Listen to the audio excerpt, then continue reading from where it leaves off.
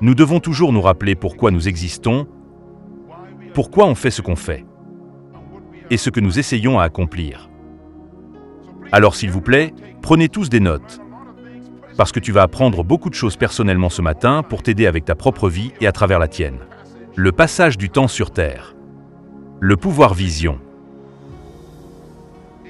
Si vous n'avez pas de carnet pour écrire plus loin, veuillez vous tourner vers Malachie. Et il y a un blanc page entre Matthieu et Malachie. Je veux que tu utilises que ce soit ton carnet et tu prends des notes. Le pouvoir de la vision. Nous allons nous concentrer sur la compréhension de la nature et la discipline de la vision. Comprendre la nature et la discipline de la vision. Une histoire est racontée par le président de World Vision, M. Ted Auguston,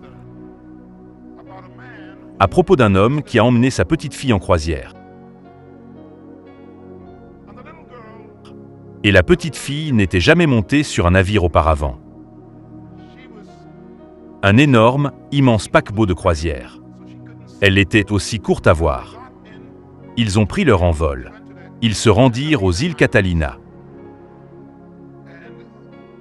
Et ils étaient sur cette magnifique croisière, enfin la côte du sud de la Californie. C'était une magnifique journée claire. L'air était si vif et frais. On pouvait voir à des kilomètres. Et la petite fille dit à elle, « Papa sur la pointe des pieds, je ne vois plus n'importe quoi. » Alors son père se plia à terre. « Lève-toi et la pose sur ses épaules. » Et il lui tint les pieds. Et quand il s'est levé avec elle, elle était plus grande que tout le monde sur le pont. Et pour la première fois, elle put regarder l'océan du point de vue d'un paquebot de croisière. Et tu ne voyais rien. Ils étaient en plein milieu de l'océan dans le passage. Et la petite fille, comme le font les enfants, exprimait quelque chose que j'espère que vous ferez. Terminez cette séance avec. Elle a dit, « Papa, papa, je peux voir plus loin que mes yeux peuvent regarder. » La déclaration de cette petite fille. Choisissez le essence de la vision. La capacité voir. Plus loin que tes yeux peuvent regarder. Ce n'est qu'en voyant ce qui n'est pas là que l'on peut tu apportes quelque chose de nouveau. Et créatif et excitant jusqu'à l'existence. Seulement en voyant quelque chose qui n'est pas là.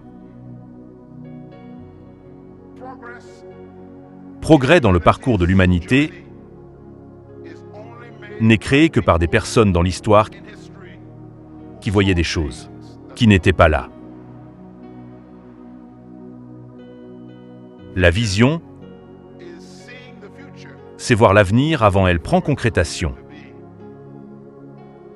Je répète, la vision, c'est de voir l'avenir avant qu'il ne se crée. Je veux vivre celui de cette petite fille. Déclaration pour le reste de ma vie. Je veux toujours voir plus loin que mes yeux peuvent regarder. La vieille femme, Corrie ten Boom, qui il a écrit le livre Goddess Tramp, un film fait de sa vie. Le film s'appelle The Hiding Place. C'est génial, femme qui protégeait les Juifs pendant l'occupation nazie en Pologne et dans d'autres régions. Ils lui ont posé une question. Comment peux-tu être aussi énergique à 82 ans, voyageant autour du monde avec ta valise unique qui a l'avantage dans chaque pays? Elle avait 82 ans et voyageait encore et prêchait. Ils ont dit, « Quelle est la clé de ton énergie ?» dit-elle dans une langue polonaise cassée. Dit-elle.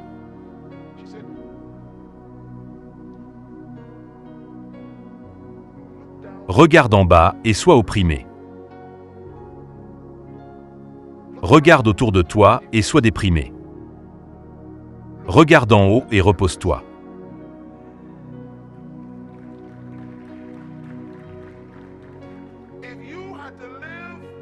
Si vous deviez vivre en fonction de ce que tes yeux voyaient chaque jour, toi, j'ai le droit d'être déprimé. La vision est un don de Dieu.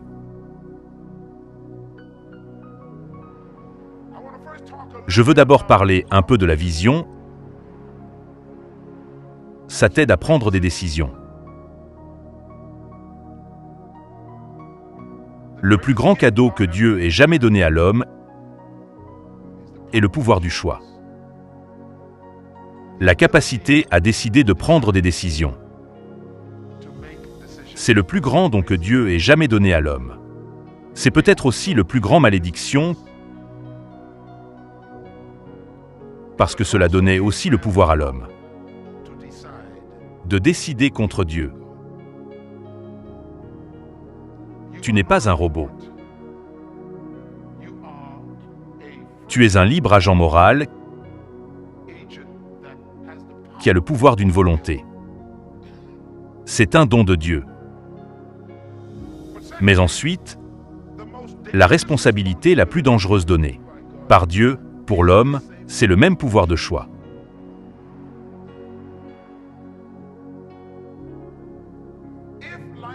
Si la vie venait avec un manuel, il n'y aurait aucun problème. Tu sais, quand tu achètes un grille-pain, ou une voiture, ou un réfrigérateur, ou un lecteur CD, n'est-ce pas génial? Ils ont un livre dans la boîte. Il est livré avec un manuel au cas où. Tu ne sais même pas comment tourner sa marche. Il vous explique comment l'allumer. Il vous montre tous les détails. Il te donne des instructions. La vie ne serait-elle pas géniale si elle venait avec un manuel? Ce n'est pas le cas, parce que Dieu t'a donné une volonté. La chose la plus difficile dans la vie, c'est ça. Il faut choisir parmi les alternatives. C'est la chose la plus difficile dans la vie. Tous les jours, ils disent tout le monde se prépare au moins. Pour ces 7 000 à 10 000 décisions chaque jour. L'humain moyen en fait 7 à 10 000 des décisions chaque jour. Cela inclut simplement pour ouvre les yeux le matin. Et certains d'entre vous non. Les sonneries de l'horloge, tu tends la main, bam, tu fais tomber l'horloge. Parce que ça prend une décision d'obéir. L'horloge. Décidez de se lever après avoir ouvert votre yeux. Combien d'entre vous savent que quand il fait frais aux Bahamas avec un peu de courant d'air dehors, il faut beaucoup de Dieu pour sortir du lit? Certains d'entre vous, j'étais un peu en retard ce matin. J'ai remarqué que j'étais un peu brutal, car il faut une décision juste. Tu sais, quand j'étais irresponsable et procrastiné dans mon esprit, je le faisais avant. S'asseoir réellement dans le lit. Puis allonge-toi à nouveau. Vous n'avez jamais fait ça. Seulement moi. Il faut même décider de s'éloigner du lit. Et je l'ai fait plusieurs fois, puis je suis retourné. Tu vois, la vie est remplie de ces décisions. Décider d'aller aux toilettes est une décision. Quelques personnes ne te lavaient pas. Ils ont mis des vêtements. La décision de se baigner est une décision. Et puis se laver complètement en est une autre décision. Y a-t-il quelqu'un? Parfois tu penses que c'est une décision. Aux Bahamas, on a cow-boy, un Indien. Mais si je sais ce qu'est un cow-boy. Droite. Vous le faites tous au Texas aussi, non? Oui. Cow-boy, c'est quand tu mouilles le tissu, tu t'essuies le visage dessous ton bras, et c'est tout, hors de la maison, disparu. Il faut une décision de tout enlever et d'aller prendre une douche. C'est une décision de prier le matin. La plupart des gens ne prennent pas cette décision. C'est une décision de ce qu'il faut porter. Et puis tu changes d'avis 3 fois. La vie est remplie d'eux. Donc le problème de la vie, c'est comment prendre des décisions parmi les alternatives, et c'est ça le plus difficile. Parce que je vais vous montrer aujourd'hui comment minimiser vos complications. Mes décisions dans la vie ne sont pas difficiles. Je prends plaisir à prendre des décisions parce que je sais prendre des décisions. Voici quelques réflexions que je veux que vous ayez part. Écris-les, si tu peux les trouver. La tâche la plus difficile dans la vie est ne pas prendre de décision, mais savoir quelle décision prendre. C'est vrai? Oui. Disons-le ainsi. Tout le monde, chaque jour, est un décideur. Même le décider de ne pas décider est une décision. Il est impossible de ne jamais prendre de décision. Impossible.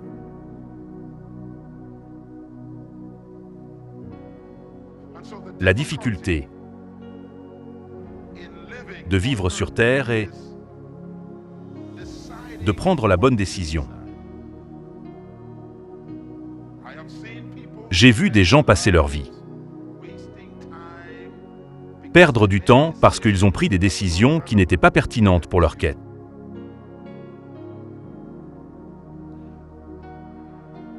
Voici donc un commentaire que je veux que vous disiez souviens-toi. Et je m'apprête à publier un nouveau livre aux États-Unis. Il va sortir chez Whitaker Press. Le livre s'intitule Le pouvoir de la vision. Et la maison d'édition était tellement enthousiaste à propos du livre qu'elle voulait le sortir. Ce sera la semaine prochaine au CBA, la Christian Bookseller Association. Je leur ai dit non, pas encore, parce que j'ai eu quelques chapitres supplémentaires dans mon esprit que le Seigneur m'a récemment donnés. Alors j'ai gardé le livre à côté, parce que quand on a commencé à penser au pouvoir de cette chose qu'on appelle la vision, tu dois t'assurer de bien faire les choses. Voici une idée que je voulais partager ce livre. La réalité de la vie, c'est que vous êtes la somme totale de toutes les des décisions que vous prenez chaque jour. C'est ce que tu es. Tu n'es rien de moins ni de plus dans essence. Toi et moi devenons exactement ce que nous décidons. C'est pourquoi il est important de prendre les décisions de la bonne manière, et qu'ils soient au bon moment, et qu'ils soient avec les bonnes personnes. Parce que ce que tu décides devient ta vie. Un alcoolique est un homme qui a décidé de prendre une première gorgée. Il y a 25 ans. Un fumeur invétéré est un étudiant. Il a maintenant 80 ans, mais il en avait 8 quand il tira sa première bouffée. Tu vois, chaque décision détermine ton futur.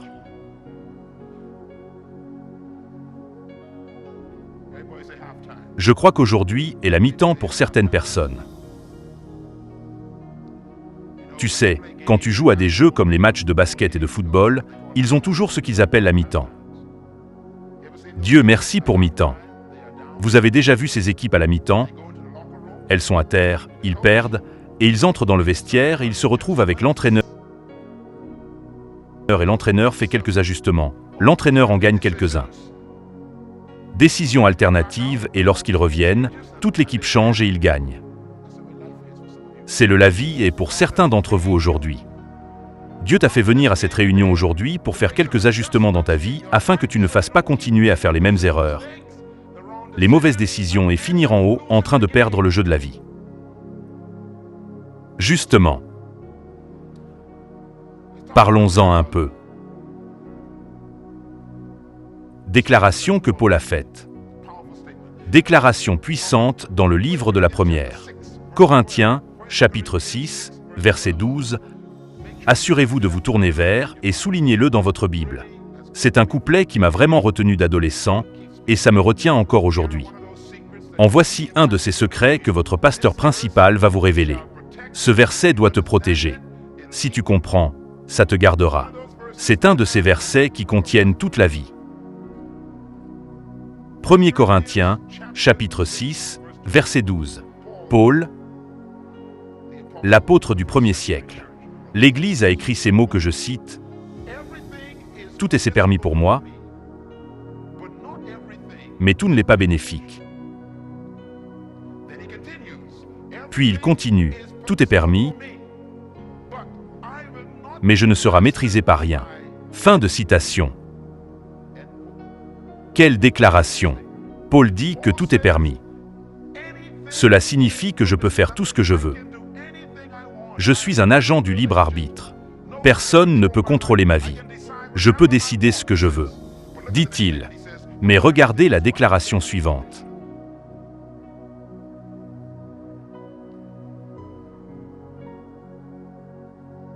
Il dit, mais tout n'est pas ce qui est bénéfique. Ta vie devrait être contrôlée par qu'est-ce qui est bénéfique. Maintenant, la question de la vie est, comment savoir quoi est bénéfique pour vous? C'est ça, la vision.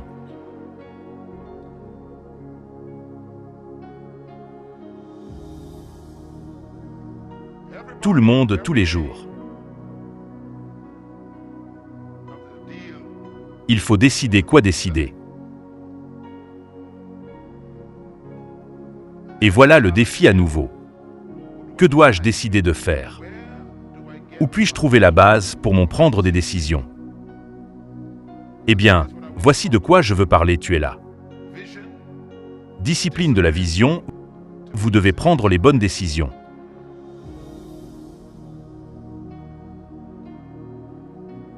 La qualité de vos décisions est déterminée par la qualité des informations que vous avez. Et donc, si vous voulez le faire, bonne décision, il faut obtenir ce qui est bon information. Si tu veux prendre de meilleures décisions, il faut obtenir de meilleures informations. En d'autres termes, vos décisions soient aussi bonnes que l'information que vous avez. C'est l'une des raisons pour lesquelles dans cette organisation et dans ce ministère, je mise tellement sur la connaissance. Parce que plus tu acquiers de connaissances, plus c'est important votre qualité d'information. Prendre des décisions de qualité. Tu as le pouvoir de décider ce que tu veux. Donc, vous devez faire bien sûr que ce que tu sais est ce que tu veux.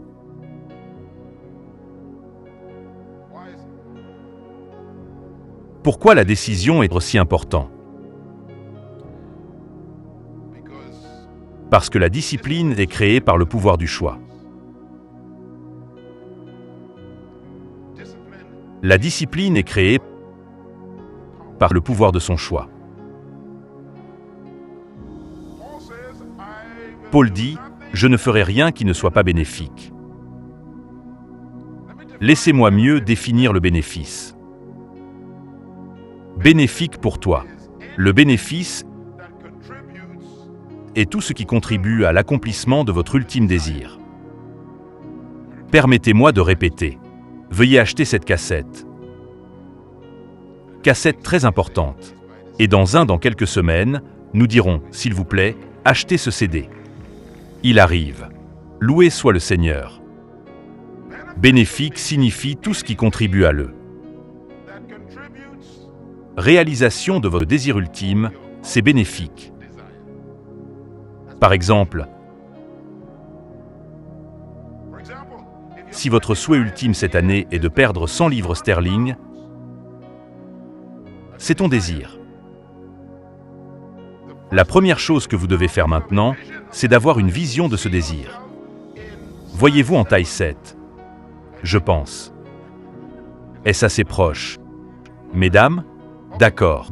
Maintenant, tu portes 18 ou 21. Mais tu as une vision de toi-même. Tu te vois dans un 7. Et c'est possible. C'est possible. Une fois que tu as vu la vision, maintenant tu dois quoi? Discipline-toi. Ce qui veut dire que tu as. Regarde. Maintenant, quand tu iras à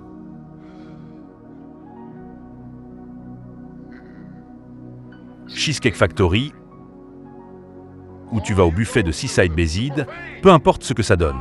En plus, tu iras jusqu'ici. Et tu vois toutes les milliers de choix. Tout le monde dit « Aide-moi, Jésus ». Oui, monsieur, vous avez besoin d'aide. Quand tu entres là-bas, tu as les 3 différents types de riz, 10 types différents de viande. Côtelettes de porc-ci, côtelettes d'agneau par-là, coupe. Puis ils ont eu des côtes en bas. Oh, tu devrais m'aider. Poulet et côtes. Wow. 15 gâteaux différents et quelques-uns des puddings. Je veux dire, tu regardes ce truc et tu te dis, Seigneur, j'ai besoin de toi. Regarde ça. Regarde. Paul dit, tout est permis. Tu vois, quand tu paies ses frais à la porte. Tout est quoi? Permis. Maintenant, ne jamais se réveiller et aller dans le film. Votre journée sans une vision de ton avenir. J'ai dit quelque chose de profond, tu l'as raté. Ne jamais entrer dans un restaurant sans vision de la taille que vous souhaitez. Être où il n'y a pas de vision. La nourriture périra dans votre système. Vision de puissance mec. Avant d'entrer dans l'endroit, mets-toi dans ta tête. Je me vois en taille 7. Non, il y a un 7 qui entre dans 7 pièces. Et quand tu vois cette salade de pommes de terre à côté de la salade de choux, toi frottant contre le maïs et juste à côté des côtes, cette vision s'élève et dit « Je suis là. Chien 7. » Et ta chair dit « Tout m'est permis de faire. » Mais ton esprit dit « Mais tout n'est pas bénéfique. » Frappez dans vos mains.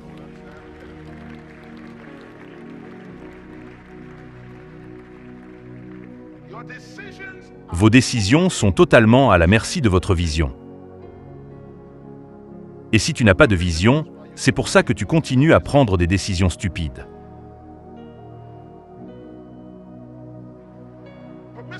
Permis signifie que vous êtes en saison ouverte. Bénéfique signifie qu'il y a certaines choses que vous avez faites. Refuse les contrôles ta vie. C'est ce qu'on appelle la discipline. Laisse-moi te définir la discipline. C'est celle du docteur Miles Monroe. Définition de la discipline. J'ai lu 1 million de livres et 1000 définitions, mais c'est celui-là que j'ai façonné à partir de 35 ans d'études. La discipline. C'est soit normes imposées et des restrictions auto-imposées qui tu t'imposes ce qui est motivé par un désir qui est plus grand que tous les hôtels. Maintenant, toi, il faut mémoriser cette phrase et méditer dessus un moment. Qu'est-ce que la discipline? À voix haute, qu'est-ce que la discipline? La discipline, c'est quoi? Des normes et des restrictions auto-imposées, motivées par un désir plus grand que les alternatives. Comprenez-vous l'anglais? C'est un peu profond, compliqué. Mais voici ce que cela signifie. Cela signifie que la discipline, c'est quand on fait la police toi-même, parce qu'il y a quelque chose que tu vouloir y parvenir est plus important que les autres tentations.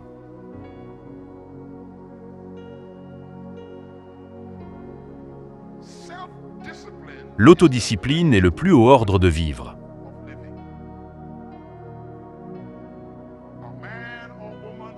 Un homme ou une femme sans autodiscipline est garanti échouer.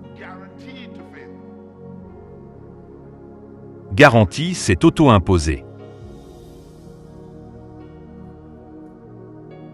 Garantie, c'est auto-imposé. Quand une personne n'est pas disciplinée. Voici une nouvelle mot à écrire.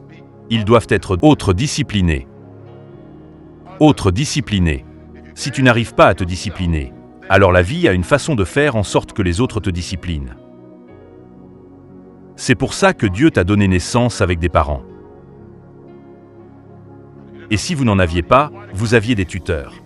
Pourquoi Dieu t'a-t-il donné ces les vieux? Parce que, tu vois, Dieu sait que tu n'as aucune discipline personnelle enfant. Il doit donc te donner de l'extérieur discipline jusqu'à ce que tu apprennes la discipline personnelle. Et il y a des gens qui ont 50 ans et sont encore des enfants.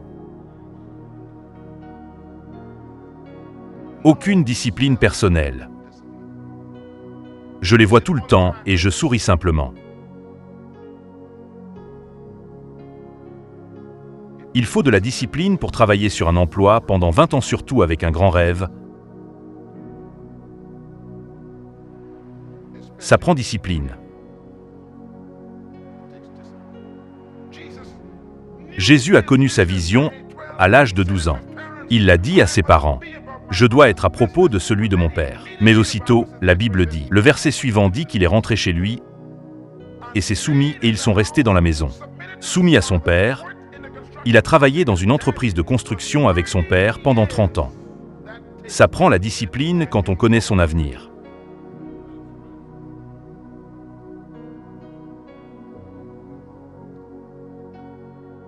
Parce que la discipline protège la vision. Discipline, protection. Crée quelque chose que tu n'étais pas né avec et que le Saint-Esprit ne peut te donner, mais ce qui est nécessaire pour que tu réussisses. La discipline crée le caractère.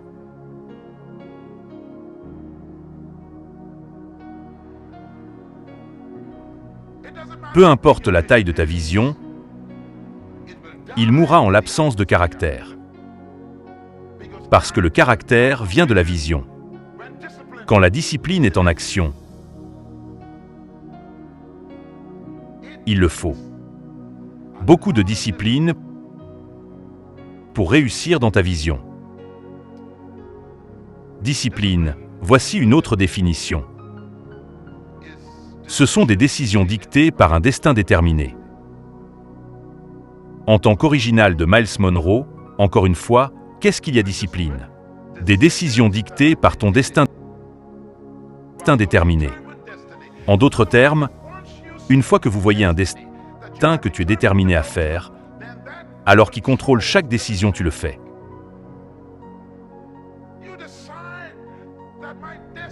C'est toi qui décides mon destin est d'être un médecin qui sert des gens. Et tu as 16 ans et un jeune homme t'achète une bague. 15 $. Il dit qu'il aime toi et veut coucher avec toi. À 16 ans, tu as des décisions à prendre. Si ton destin est d'être ce médecin, et tu es déterminé à y arriver, puis tes décisions kick immédiatement. Et ils dictent ton comportement. Et tu leur dis que j'aimerais vraiment coucher avec toi. Tu sais, parce que tous mes amis font ça. Mais cette décision ne le fera pas m'emmener vers mon destin. Ça va me faire dérailler.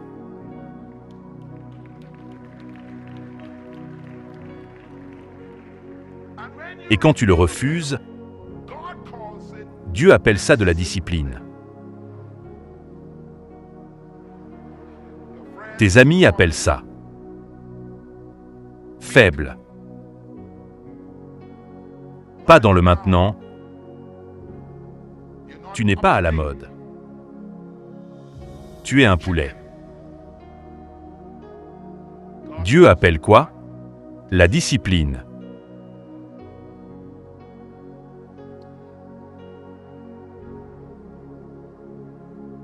La clé de la discipline, donc, est la vision.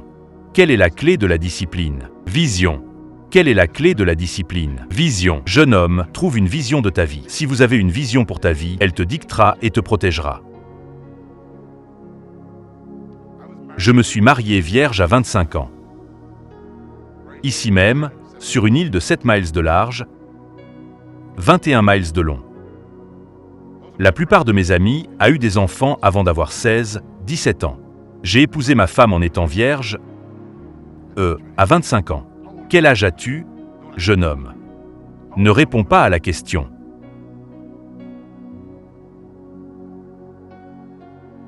Quel âge avez-vous? Étais-je spécial? Non, j'étais à Bunthorne. Oh! Tu as besoin de Jésus pour survivre à Bunthorne. Tout le monde a eu un enfant. Ma mère a eu 10 enfants. 11 ans, en fait.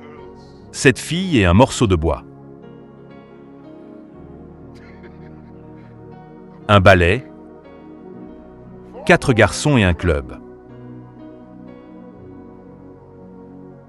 Ma mère avait une seule déclaration, pas mes enfants. C'était tout. Maintenant, les autres enfants, ça va. Je nuls savent ce qu'ils font, mais je t'ai emmené dans le monde. Elle disait toujours.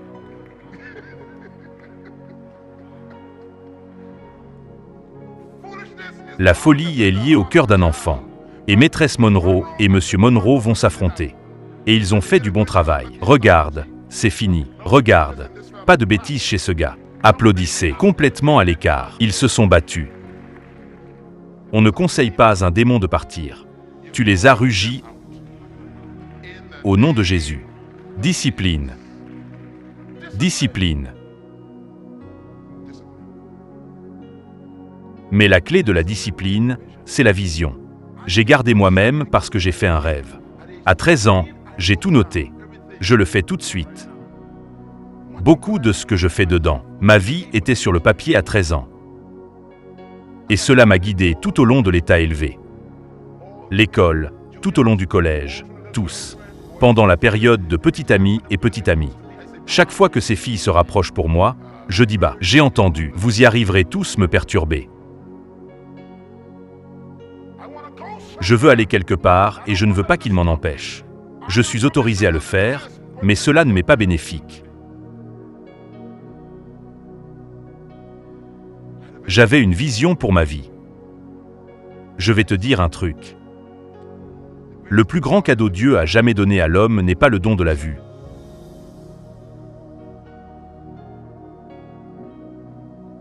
Mais le cadeau de quoi? Vision.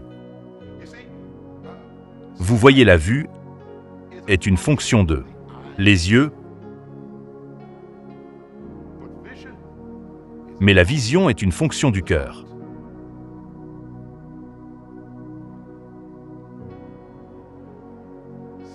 La vue est une fonction des yeux, mais la vision est une fonction du cœur. On peut avoir la vue sans la vue.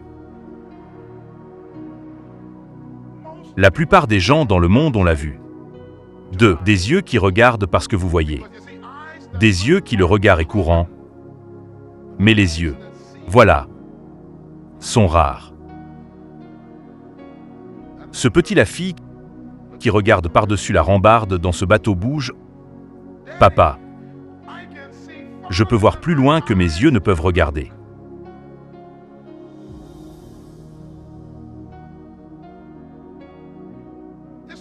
Ce ministère a une vision qui n'a aucune apparence avec ce qui est ici maintenant. Et on va y arriver. J'ai dit qu'on allait y arriver.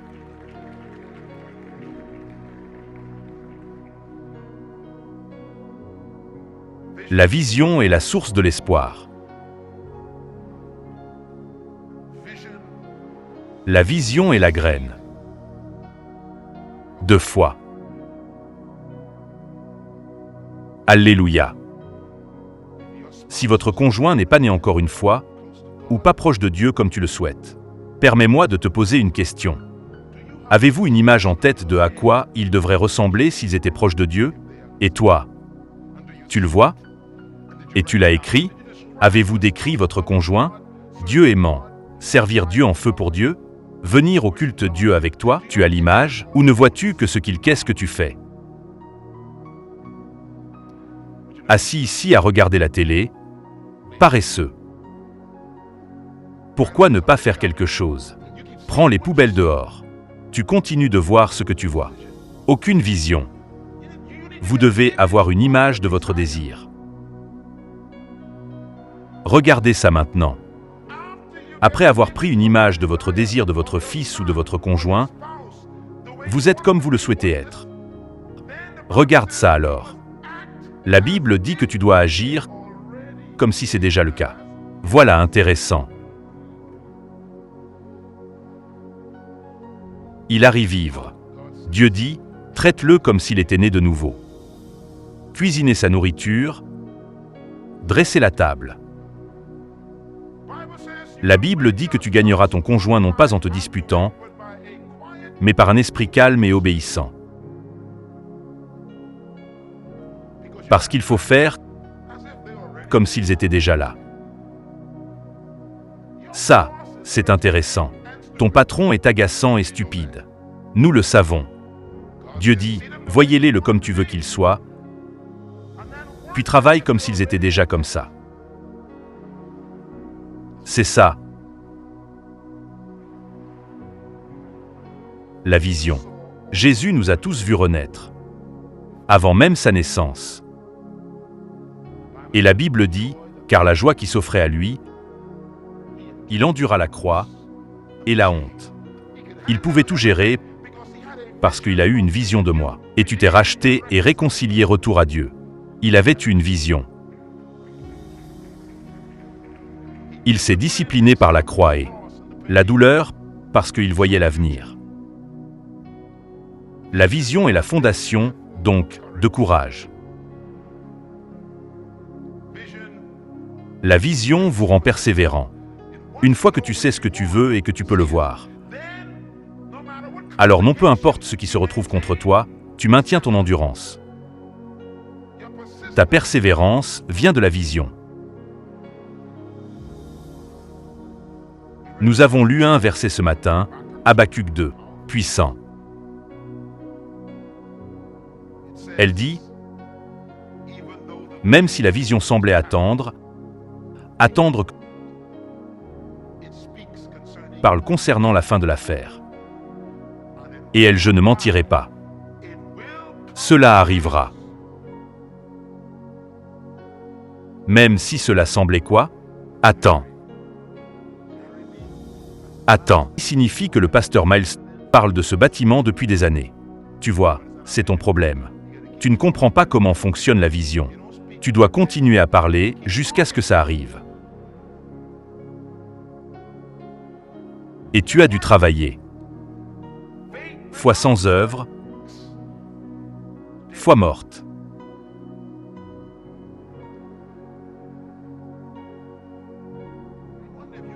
Je me demande si tu pourrais être comme ça. Les patriarches dans l'Ancien Testament, ils ont eu une vision du Christ et ne l'ont jamais vu. Et la Bible dit que dans le même chapitre d'Hébreux 11, il y en a beaucoup. 2 mouraient dans l'espoir, ne voyaient jamais le bon sang. Mais ils continuaient à prier, continuaient de le prophétiser, de le dire, et ils mouraient en le disant. Peut-on avoir ce genre de foi? Laissez-moi vous dire quel genre de foi c'est. C'est la foi pour vos petits-enfants. Oh, Seigneur, aie pitié. La foi vient d'une vision que tu ne verras peut-être jamais dépasser. Mais vous connaissez vos petits-enfants, je vais le faire passer parce que tu l'as dit si fort. Je vous suggère que Dieu a des projets formidables pour nous que personne d'autre ne peut faire. Dieu a donné homme la capacité des visions, donc il n'aurait pas à le faire en direct, d'après ce qu'il voit. J'espère que tu pourras écrire ça. C'est très important. C'est très important. J'ai dit que c'est un principe très important. Dieu t'a donné, à toi et à moi, le don de vision pour que nous n'ayons pas pour vivre. Par ce que nous voyons. Mec, je suis tellement content, n'est-ce pas? Vous voyez, parce que la vision vous donne la capacité de regarder à quelque chose et à voir autre chose. C'est un cadeau. Je dis, c'est un cadeau. Les vrais visionnaires sont des gens paradoxaux. On les appelle généralement fous. Tu cherches à l'un d'eux.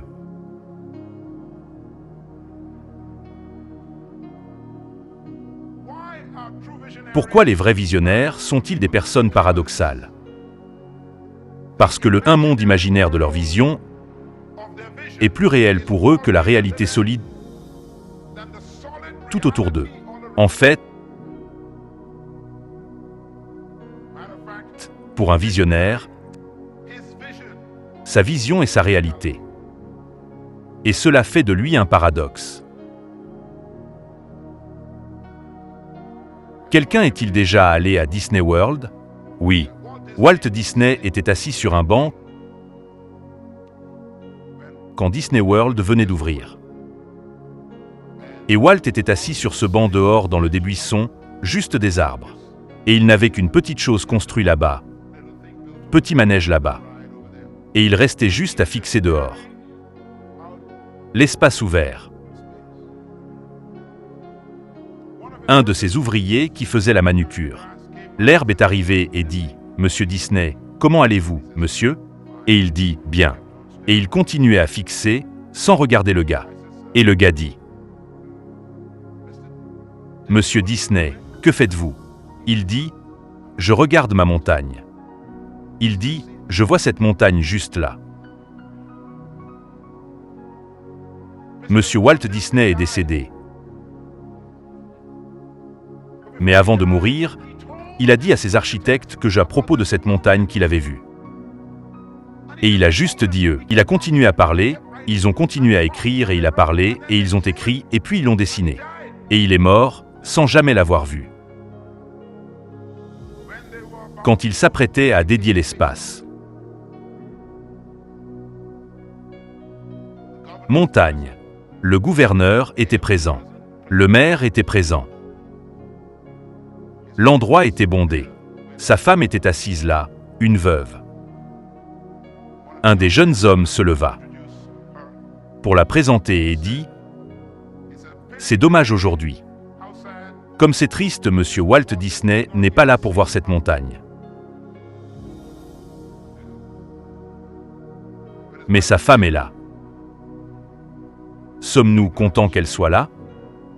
La vieille dame s'approcha du podium, regarda la foule et dit « Je dois corriger le jeune homme.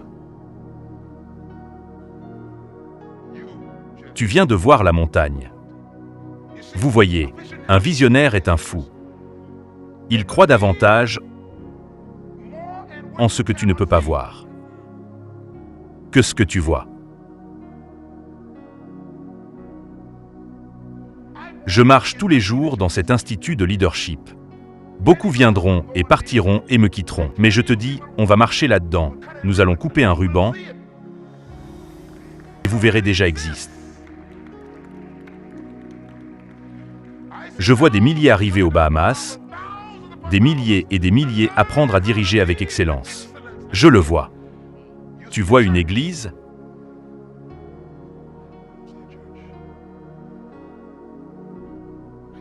Je ne vois pas d'église. Je vois une communauté de leaders qui sont prototypes de démonstration de ce qu'est le leadership allumé. C'est pour ça que cette église serait remplie de millionnaires. Tout le monde le fera ou être millionnaire ou presque. Pourquoi ? Parce que tu dois être une démonstration. Votre succès est inévitable. Dieu doit te faire réussir. L'appel à ce ministère exige que vous appreniez les principes de discipline, de développement et de réussite. Il le faut car on ne peut pas prêcher ce que l'on n'est pas. Pas tout le monde ne peut pas venir à cette église et je ne veux pas que tout le monde soit ici. Je ne cherche pas de grande église. Le Christ en avait 12 et il les gardait. Tout ce qu'il voulait, c'était 12 ans. Il en a perdu un. Il ne cherchait pas du volume. Il était après volume.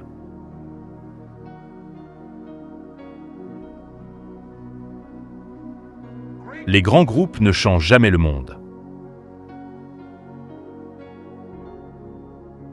Ce sont toujours les rares qui ont la vision. Et dis à ton voisin que tu ne vois rien ce que je vois. Mais si tu voyais ce que j'ai vu, tu me serrerais la main maintenant. Allez-y, bouge ton main, tout de suite. Certains d'entre vous sont assis dans cette pièce, assis sur un banc, fixant l'intérieur la distance. Quelqu'un assis sur le banc, montre-moi tes mains. Dis, Seigneur, je le vois. Tu vois, une fois que tu vois, alors elle contrôle ta vie. Cette affirmation m'intéresse beaucoup.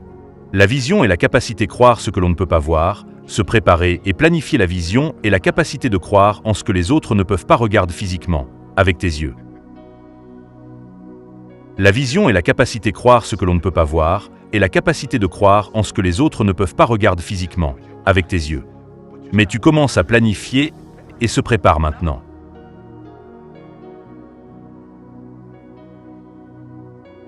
On n'attend pas que le moment arrive pour se préparer. Écris ça. La préparation est la preuve de la croyance. La préparation est la preuve de la foi. Tu ne crois pas tant que tu n'y crois pas avant, prépare-toi. Je me fiche de ce que tu racontes moi.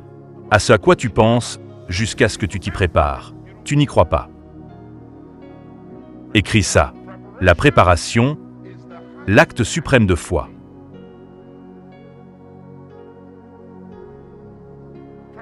La préparation, c'est ce que le plus haut acte est de foi. Quand on croit à quelque chose, on prouve en se préparant à cela. C'est pourquoi il faut se préparer avec des études. Parce qu'elle a eu une vision de quelque chose. C'est pourquoi Dieu en parle certains. Toi, retournez à l'école du soir. Parce que ton rêve t'exige plus d'informations. Parfois, on se préparait en changeant d'amis. Parce que ceux avec qui tu es, ils ne vont nulle part. Et ils ne veulent pas que tu viennes avec eux.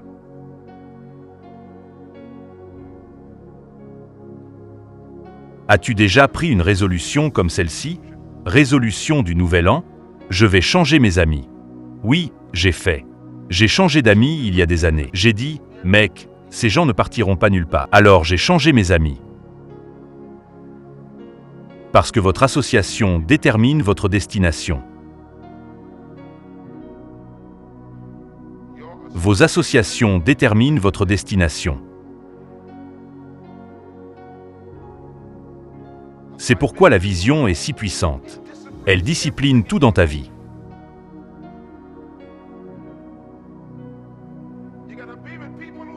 Il faut être avec des gens qui pensent grand. Si tu veux faire grand des choses, dis Amen. Permets-moi de je te dirai quelque chose. Rien n'est pire que l'optimisme se lier d'amitié avec un pessimiste. C'est une formule pour la dépression. Tu ne veux pas l'être avec n'importe qui d'autre dans ton passé, qui ne va pas voir un futur frère. C'est normal de partir.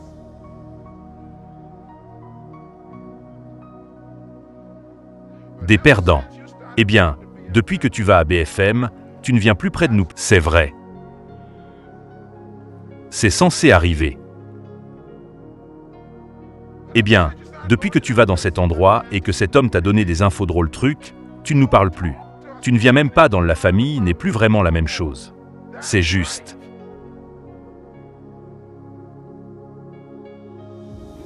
Tu ne peux pas monter en descendant. Vous ne m'écoutez pas. On ne peut pas avancer en reculant.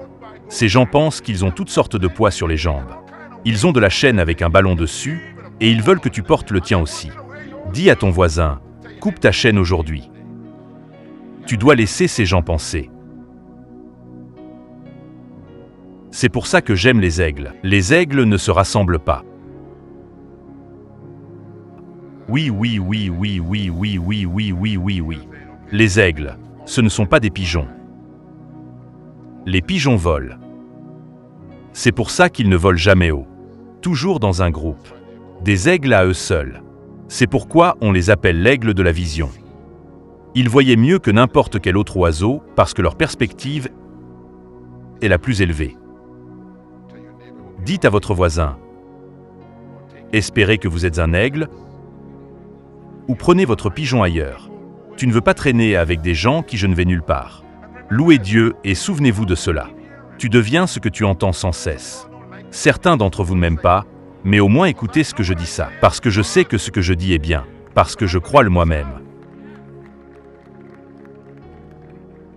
Tu deviens ce que tu consommes.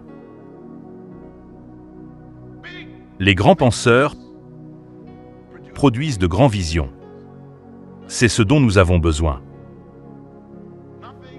Rien n'a jamais été fait de valable par un pessimiste.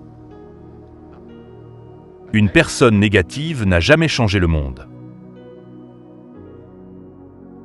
Toujours l'homme ou la femme qui le pouvait.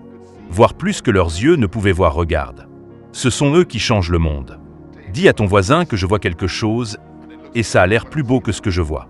Maintenant, n'est-ce pas? Content que Dieu t'ait donné la vision, la maison où tu vis n'est pas celle que tu vois. Donc tu pourrais dire à ta maison qu'en rentrant chez toi, tu es temporaire.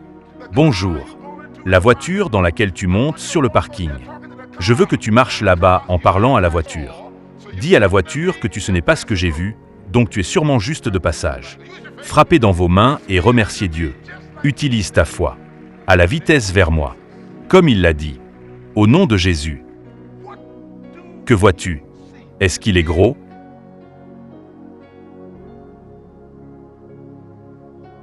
Rien n'a jamais été fait sans vision.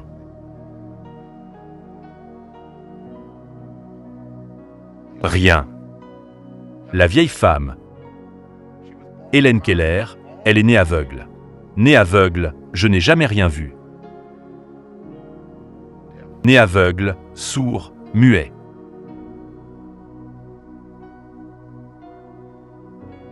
Helen Keller a appris à lire le braille. Helen Keller a écrit de la poésie qui est devenue Nobel qualité du prix de la paix. Elle est devenue une leader recherchée. Elle prononçait ses discours en écrivant sur papier et en montrant le peuple. Et ensuite, écrire et montrer. Cette femme était très recherchée. Elle recevait des honoraires et ne pouvait pas parler. Combien de gueules as-tu? Walter Cronkite l'interviewait jour. Vieille femme, presque 80 ans. Tremblant, Helen Keller. Il a mis un micro dans son visage. Et il a dit « Madame Keller ». Elle ne pouvait pas parler. Maintenant, Madame Keller, quoi? Ça pourrait être pire. Plutôt que d'être aveugle toute ta vie. Elle prit un crayon et elle écrivit une réponse. Et elle le lui montra. Et la réponse était de naître avec des yeux mais pas de vision. Certains d'entre vous ont 4 yeux.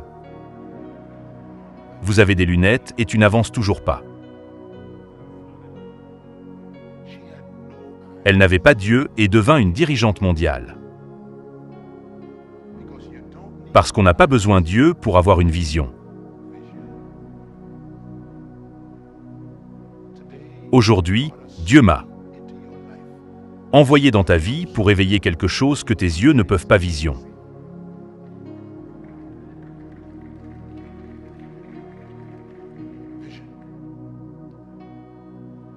Un couple commentaire sur la vision. Écrit ça. On dit que l'homme le plus pauvre du monde n'est pas un homme sans argent. C'est un homme sans vision.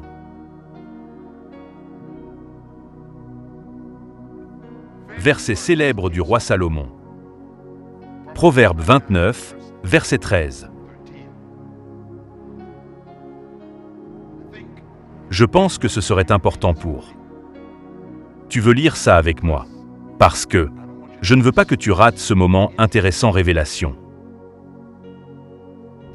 S'il te plaît, tes Bibles et conduis-moi au livre des Proverbes. Je veux lire exactement. Permettez-moi de lire ceci, s'il vous plaît. Avec vous. Proverbes, chapitre 29, verset 13. Avant de lire ça, pouvez-vous passer au chapitre Proverbe 22? Proverbe, chapitre 22.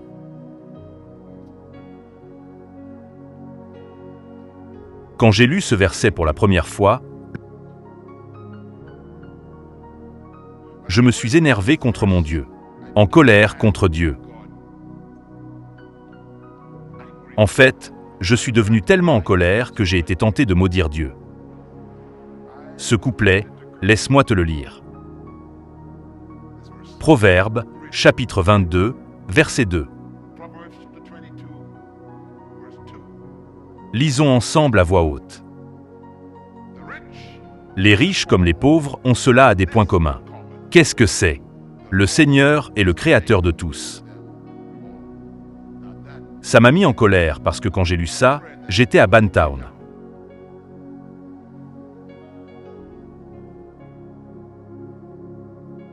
Réfléchissez au couplet.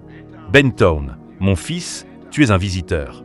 Bintown est comme l'un des plus faibles revenus des régions de notre pays. Peut-être que dans ton pays, on m'a traité de ghetto, hein? J'ai lu ça dans un livre fait maison. De bois sur 4 pierres.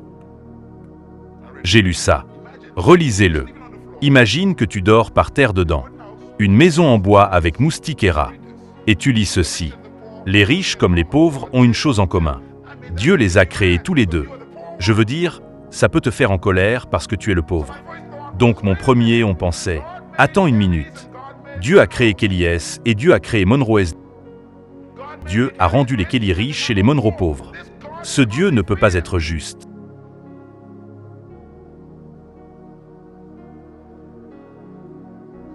Et puis je suis allé courir et je me suis vraiment énervé. Puis je dis, d'accord, donc Dieu a créé les pauvres. Dieu a créé des riches. Donc si tu es pauvre, Dieu t'a fait comme ça. Et si tu es riche, Dieu a créé toi par là. C'est donc ton destin à soi pauvre. C'est déprimant.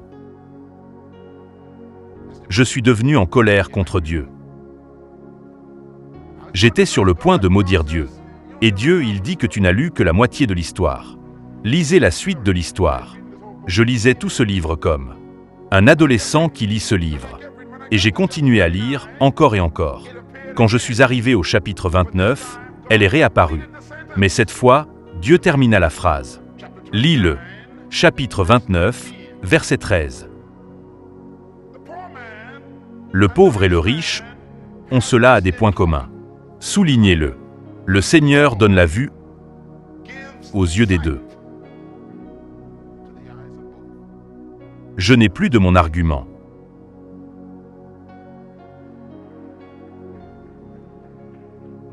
Voici comment c'est écrit en hébreu.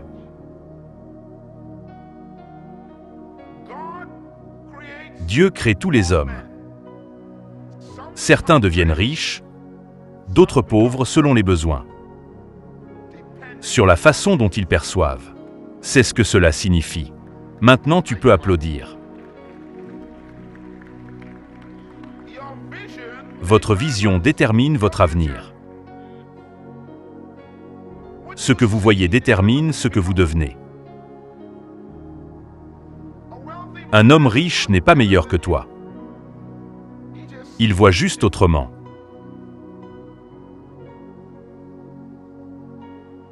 Deux étudiants sont partis visiter l'Inde.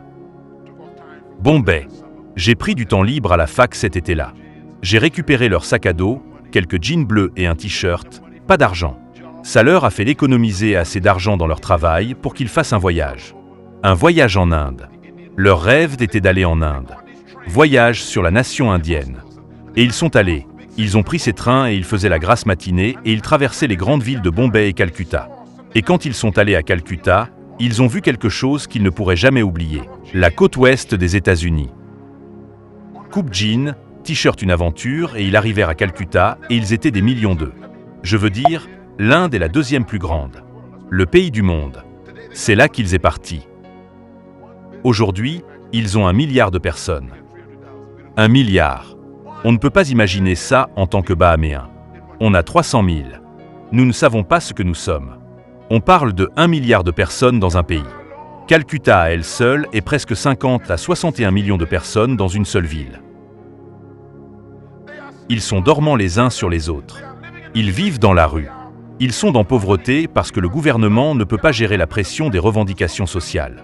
Et donc les gens ont pu dormir dans la boue. Ils ont pu construire leur maison à partir de feuilles de papier, de carton et d'étain. Et ils devaient aller voler des déchets, aussi fabriquer leurs tapis et leurs lits. Je veux dire, de la saleté. Et ces jeunes hommes virent. Et ils sont venus en ville et je n'en revenais pas de ce qu'ils voyaient. Ils sont descendus d'un train et il n'y avait que des milliers de personnes dans les rues dormir par terre. Mecs, des mouches partout. Des gens avec toutes sortes de maladies en dormant dans la boue, sans endroit où dormir. Et ils les ont vus le matin se lever et ils, comme une grande salle d'animaux, simplement aller à ce marché puis aller au marché suivant. Tout le monde essaie juste de trouver, de mendier et de gagner sa vie. Je suis l'un des. Les jeunes hommes ont dit « Waouh, regarde les gens. Pieds sales, gens sales, des milliers de pieds sales. Pas de chaussures. » Son autre mon ami regarda la même chose. Les gens ont dit « Waouh, quelle opportunité pour un. Le commerce de chaussures. » Alors son ami Tom est revenu aux États-Unis. Ils sont retournés à la fac. Tom n'arrivait pas à chasser ce qu'il voyait de sa tête. Il s'assit dans son et a conçu une chaussure en plastique. Il voulait quelque chose qui puisse être facilement acheté et bon marché. J'ai conçu une chaussure et je l'ai prise. Je l'ai fait breveter. Je suis allé voir un de ses amis qui connaissait un fabricant et lui a dit « Pouvez-vous montrer cela à votre ami fabricant ?» Je crois que nous pourrions vraiment le faire. Quelque chose pour le peuple de l'Inde. Et son ami l'a pris, ainsi que le type a fait un prototype de cette chaussure en plastique. Et il a dit « Ça marche ». Il a donc demandé « Seriez-vous prêt à exporter cela vers Inde ?» Le fabricant dit bien sûr « Vous avez le marketing, nous avons du business. Ça nous coûte 1500 pour fabriquer la chaussure. On le vend pour 2, aucun problème. » Ils ont donc commencé à exporter chaussures vers l'Inde. Ce jeune homme a abandonné l'école. L'homme a commencé à faire tourner son entreprise. Les chaussures ont décollé, ont explosé. Il a vendu 100 000 la première année, 300 000 la deuxième année. En 5e année, il vendait des millions. Il est devenu multimillionnaire. Il s'appelle Tom. On l'appelle Tom Msekan. Pas utilisé par sa chaussure. Le gars qui est allé en Inde avec lui est. Il essaie de rembourser son prêt immobilier. Quoi? Ils ont vu la même chose ou vraiment? Ah, notez ceci.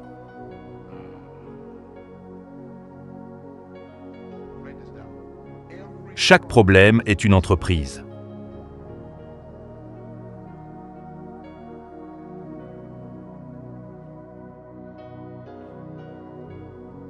Certaines personnes cherchent un emploi. Tu n'as pas besoin d'un travail. Il te faut une vision. Marchez, sortez du lit. Ne sois pas stupide et paresseux. Lève-toi du lit et marche. Certaines personnes attendent un emploi, va chercher un problème. Laisse-moi te dire tout de suite, ma voiture sale, c'est un problème. Beaucoup de voitures sont sales. C'est un problème.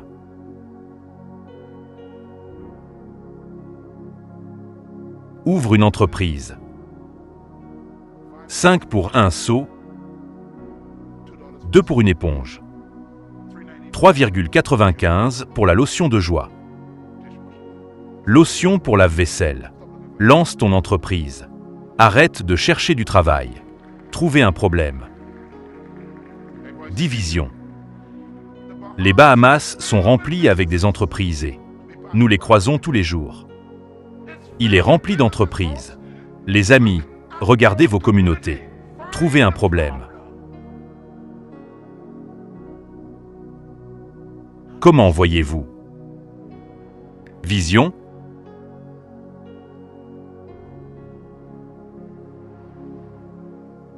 Dès que 9-11 jours ont eu lieu, croyez-moi, les rêveurs sont partis en action. Ils ne paniquèrent pas. Ils se mirent à réfléchir. Ce sont eux qui font des millions. Ils décident qu'ils vont le faire créer de nouvelles machines de filtrage. Quelqu'un a deviné ça, hein? Quelqu'un a dit, d'accord, il faut créer une nouvelle formation à la sécurité entreprise. Quelqu'un doit bien trouver ça. L'ouverture de Cuba n'est pas un problème.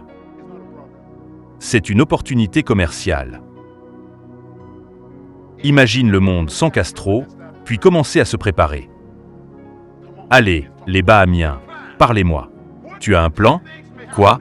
Les 10 choses pourraient arriver après que Castro ait fait les 10 choses et choisi en 3 et fait en ton avenir. Tu ne paniques pas. Tu planifies. Tu ne paniques pas, prépare-toi. Tu ne paniques pas. Tu planifies. Lorsque le boom économique s'est effondré aux États-Unis,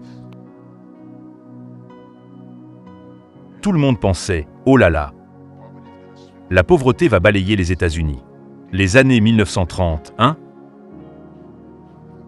Savez-vous qui est devenu millionnaire pendant cette période? Les médecins, les psychologues et les conférenciers motivateurs. Parce que quand les gens sont déprimés, ils ont besoin de quelqu'un pour leur remonter le moral. Vous n'en avez pas compris. Alors vous appelez cela un ralentissement économique. Non, c'est une opportunité pour de nouvelles entreprises. Mais seuls ceux qui ont la vision peuvent voir aussi loin. Ce jeune homme ne voyait pas les pieds nus. Il a vu une chaussure industrie. Je peux entendre un amen. Certains d'entre vous doivent être intelligents. Si je l'étais, si j'avais le temps, si je n'étais pas déjà soi. Suivez ma vision ici, dans ce ministère, j'aurais lancé une ferme équestre. Une ferme équestre, c'est juste. Juste pour faire pousser une prêle. Tu vois, tu n'as pas de vision. Tout ce que tu fais, c'est d'acheter la queue. Tu ne penses pas à produire la queue. Frappez dans vos mains. Il te faut de la vision, mec. Vous voyez où ils vont, alors foncez. Achetez un ferme de chevaux. Dites amen quelqu'un. Tout le monde disait, mon garçon, le pasteur a maintenant une vision. Oui. Vérifiez où ils sont allés et préparez-vous. Ayez une vision. Seigneur, aie pitié. Et les choses sont tellement difficiles. Je promets-toi, tu ne seras jamais hors d'affaire. Ne jamais faire faillite. Pas être là. Ils le feront toujours soit là. Très bien, laisse-moi conclure. Je dois finir ça la semaine prochaine. Je peux finir ça la semaine prochaine? Tu es content d'être venu aujourd'hui? Laisse-moi finir ces quelques réflexions et on va conclure parce que je ne veux pas te retenir. Ta vision détermine ton destin, et donc, vous devez vous assurer que votre vision est exacte. Je veux vous donner une définition. Je veux lire une écriture. Et ensuite on va fermer. Voici une définition de vision. Qu'est-ce que la vision? Voici ce que c'est. La vision est une vision intériorisée, image mentale claire d'un avenir préférable. C'est ça, une vision. Voici l'avenir. Je te préfère, regarde-le. Tu le vois. Tu le vois. Ce futur privilégié est résultat de Dieu qui transmet par l'inspiration à ton esprit, mec. C'est pourquoi la vision va vraiment de l'esprit à le cœur de l'homme.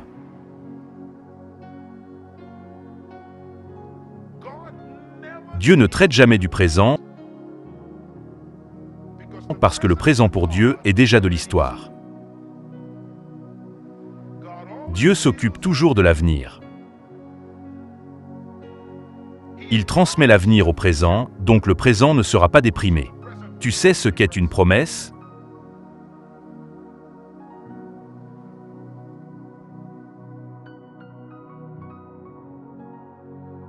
On parle toujours des promesses de Dieu. Une promesse. L'avenir étant annoncé jusqu'à aujourd'hui.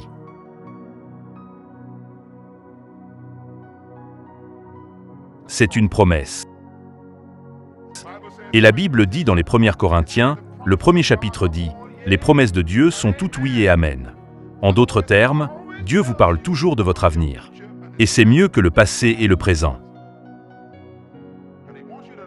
Et il veut que tu ne vives pas du présent. Il veut que tu vives dans l'avenir. En ce moment, tu es fauché. C'est le cadeau. Ne vis pas là-dedans, sinon tu seras fauché.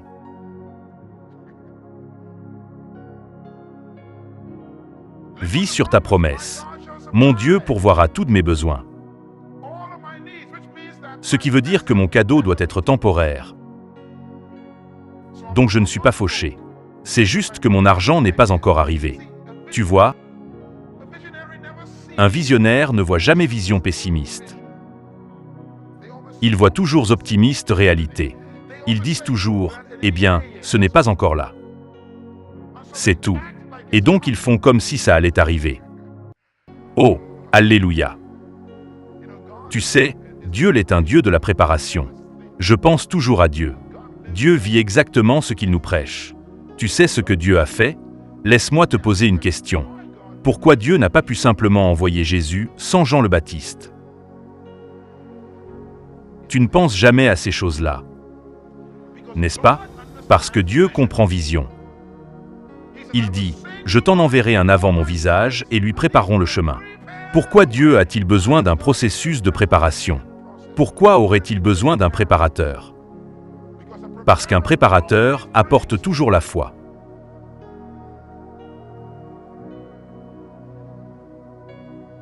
Je veux que tu quittes cet endroit et que tu le dises à tous tes amis au travail demain.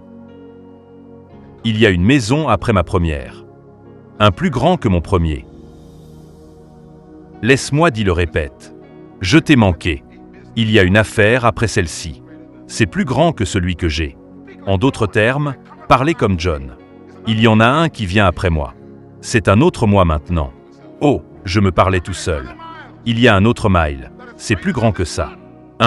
Alors ne jugez pas celui-ci. Pas encore.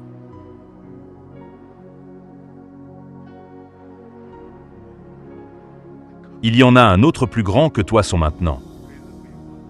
Et c'est l'autre toi que tu vois que personne d'autre ne peut voir. La voix de Dieu te dit, vis avec vision.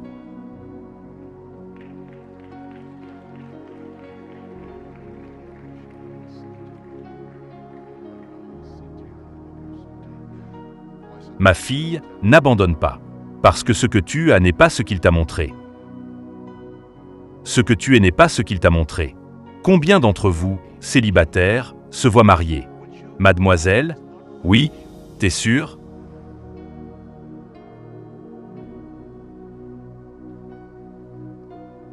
Je pense que tu devrais t'asseoir aujourd'hui et écrire les détails.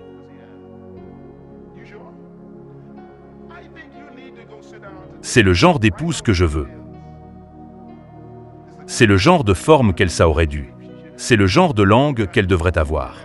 Lip, branché. Donne à Dieu quelque chose avec quoi travailler. Mec, je veux un conjoint. Il t'a envoyé 1500 femmes de la four. Oui, boum. Dieu dit que tu ne m'as pas demandé les détails.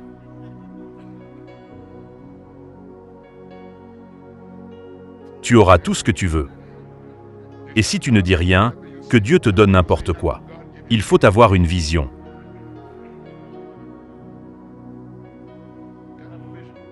Je dis qu'il faut absolument une vision.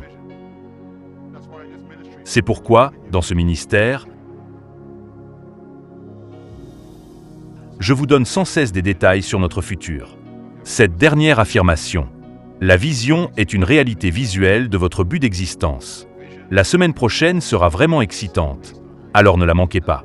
La vision, c'est la clairvoyance avec une vision basée sur le recul. En d'autres termes, Dieu vous montre toujours d'où vous venez. Alors il te montre où tu es, mais il te montre aussi où tu vas, hein? Et puis il dit, oubliant ces choses que j'ai derrière dans le présent, je me dirige vers le marque de quoi? Pas seulement une vocation, c'est plus haut. Quoi? C'est un avenir meilleur pour nous. Tourne-toi vers les Écritures. Je veux conclure avec Hébreux, chapitre 11.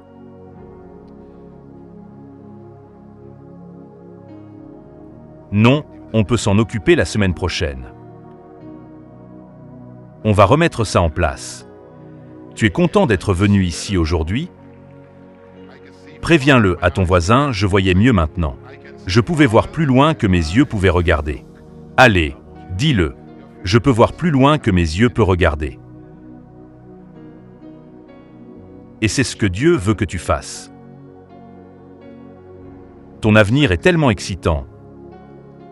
J'ai hâte d'y arriver. Hébreux 11, verset 6. Lisez à voix haute, s'il vous plaît. Sans foi, elle est impossible de plaire à Dieu. Sans la foi, c'est quoi? Impossible s'il te plaît, Dieu. Maintenant, lisez le verset 1. Aujourd'hui, la foi est la substance de choses qu'on espérait et de preuves de choses non vues. Loué soit Dieu. Qu'est-ce que la foi? Substance des choses que vous espérez accomplir. Et c'est la preuve de choses qui. Impossible de venir personne parce qu'il ne le voit pas encore. Maintenant, laissez-moi dire quelque chose très rapidement. La foi, donc, est une substance dont on ne peut pas voir avec tes yeux. Reste avec moi ici. Arrête de vivre par la vue. Les justes vivront par la foi. La foi, c'est voir l'invisible. Le juste vivra par la foi, car nous passons à côté la foi et non par la vue. Qu'est-ce que la vue? Les yeux. Qu'est-ce que la foi? Vision. Alléluia. Voici pourquoi je veux faire ça.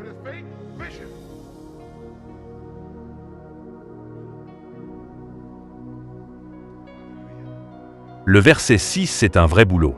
Il dit que sans foi, c'est impossible pour plaire à Dieu. Mon Dieu, sans quoi? La foi. Qu'est-ce que la foi? La foi, c'est voir l'invisible. Si vous traitez avec Dieu en ce que tes yeux peuvent voir, tu déplais mon Dieu. Combien d'entre vous veulent plaire à Dieu?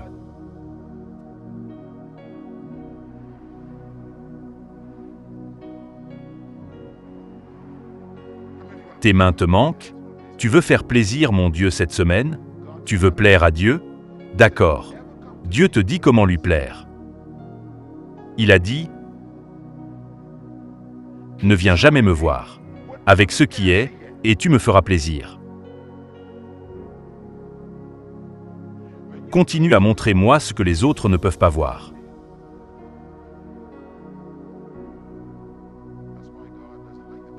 Quand tu plais à Dieu, il te donne tout ce dont tu as besoin. C'est pourquoi Dieu n'aime pas le passé. Il l'oublie. Ce n'est pas un Dieu du passé. C'est le Dieu de la foi. Si tu montres quelque chose à Dieu que non, quelqu'un d'autre pourrait croire que vous excitez Dieu. Alléluia. Après toi montre à Dieu ce que les autres ne peuvent pas voir. Alors Dieu fait une promesse. Il est quoi? Un récompensateur. Alléluia. Alors, quel genre de récompenseur est Dieu? Laisse-moi te dire quel genre de récompense il est. Dieu dit, regarde, si tu m'apportes des trucs que personne n'a jamais vus physiquement, et tu les crois, tu me plais, alors je te récompenserai. Comment vais-je te récompenser? Éphésiens 3, verset 20. Maintenant, à celui qui en est capable, pas ce que tu penses, pas ce que tu rêves, pas ce que tu demandes, mais faire ci-dessus et au-delà, extrêmement au-dessus, au-delà de tout ce que vous pouvez jamais demander ou penser ou imaginer, d'après.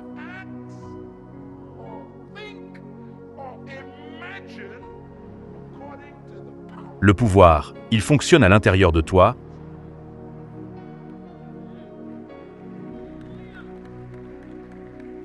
Dieu dit, loué soit Dieu. Je dis, loué soit Dieu.